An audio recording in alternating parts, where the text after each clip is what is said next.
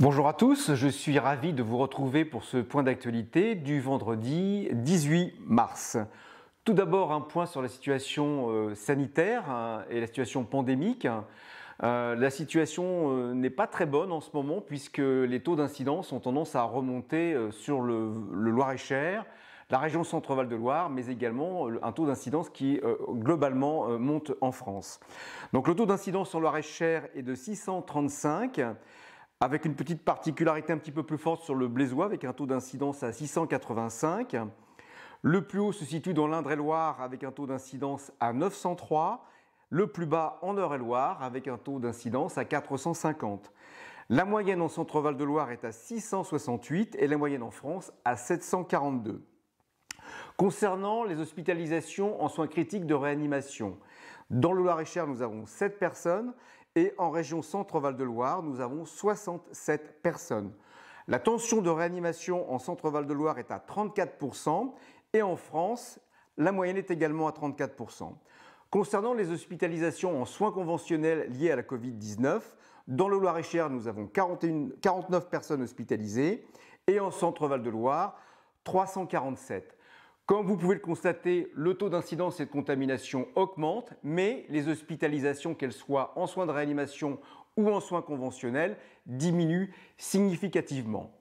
Je ne peux que vous conseiller de porter encore le masque dans les lieux fermés où il y a une forte densité de population et des passages importants. C'est une mesure barrière qui semble encore vraiment importante. J'ai annoncé récemment le plan 41 en bonne santé. C'est un plan qui est issu de la commission santé que j'ai copiloté avec le docteur Bruno Arnois, conseiller départemental de Romorantin. 9 actions pour lutter contre la désertification médicale dans le Loir-et-Cher et valoriser notre territoire. Tout d'abord, créer un poste de chargé de mission qui aura comme rôle le marketing et la promotion de l'exercice dans le Loir-et-Cher.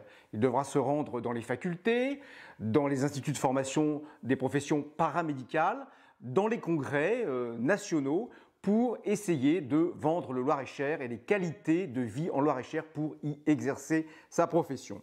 Nous devrons également renforcer le rôle de notre agence d'attractivité pour la promotion territoriale également du Loir-et-Cher. Un point sur le renforcement de l'accompagnement des futurs professionnels de santé avec une bourse qui sera versée aux étudiants en médecine, versement de 500 € mensuels pendant les 2 dernières années de leur formation.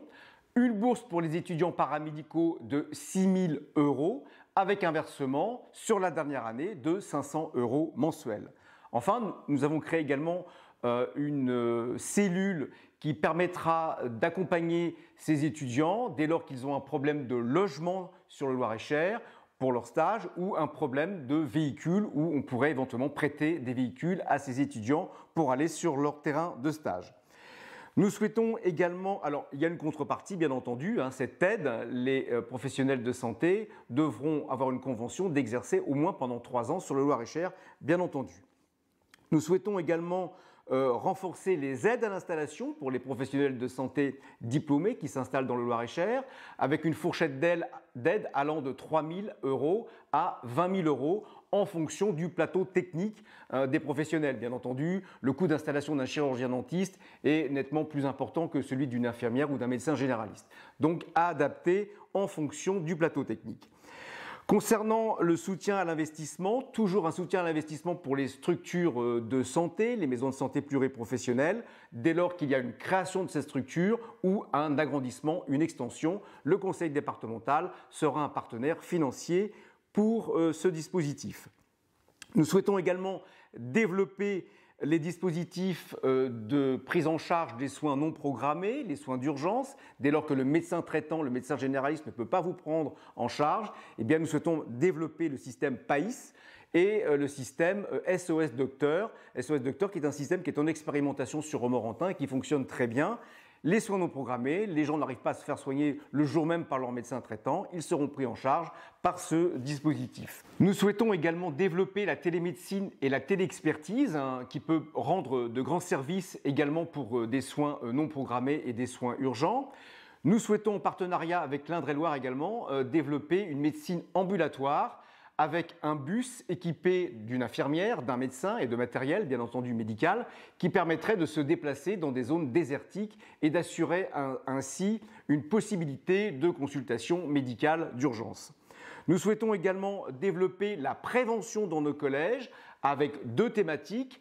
La prévention des troubles posturaux de la colonne vertébrale chez nos jeunes qui portent souvent des cartables supérieurs à 10% du poids de leur corps, qui se tiennent souvent en position avachie, très mal devant leur bureau et pendant leurs cours.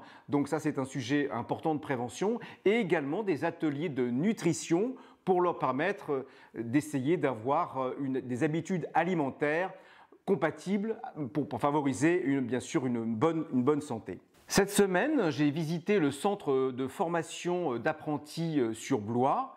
Alors nous avons un nouveau chantier qui est en construction, qui a bien avancé. Je pense que d'ici 1 an, tout sera terminé. Le conseil départemental est un partenaire financier dans ce projet de construction.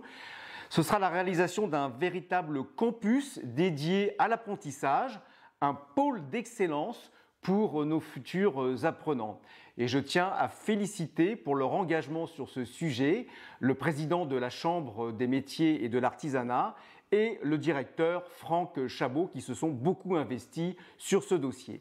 Après 4 semaines de conflit dans cette guerre ukrainienne, la situation est particulièrement dramatique pour la population. L'état-major militaire russe n'hésite pas à bombarder des sites civils sans discernement avec des sites militaires. Les couloirs humanitaires sont de plus en plus réduits et nous sommes effectivement extrêmement préoccupés. Dans ce cadre, j'ai visité notre centre de stockage du conseil départemental où nous avons pu stocker les dons des Loir-et-Chériens provenant des mairies, des associations. Et je tiens à féliciter la protection civile pour leur engagement, l'organisation, le tri de ces dons et l'acheminement aussi qu'ils prennent en charge pour transporter ces dons en Ukraine. Je tiens aussi à remercier la population loir-et-chérienne qui s'est fortement mobilisée pour ces dons. Sans transition, je vous rappelle la 18e fête des plantes à Cheverny où vous pourrez rencontrer 200 exposants présenter des matériaux, des plantes, des fleurs. Et c'est un excellent moment pour se préparer à l'arrivée du printemps. Bon week-end à tous et à bientôt.